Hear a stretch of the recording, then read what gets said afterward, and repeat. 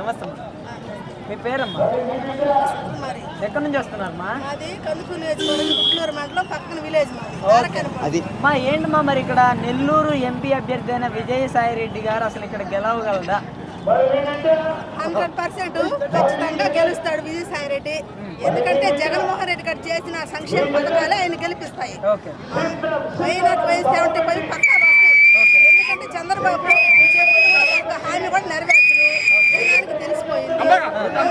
అందుకని విజయసాయి రెడ్డి మాత్రం ఖచ్చితంగా గెలుస్తాడు. వేమిరెడ్డి ప్రభాకర్ రెడ్డి గారు జంప్ అయినా కూడా ఆయన కంటే కూడా నెంబర్ 1 క్యాండిడేట్ ఇక్కడ పెట్టాడు నెల్లూరు పార్లమెంట్ విజయసాయి రెడ్డి. అంటే వేమిరెడ్డి ప్రభాకర్ రెడ్డి టీడీపీ తరఫు నుంచి పోటీ చేస్తే విజయసాయి రెడ్డి గారు భయపడతారంటారా?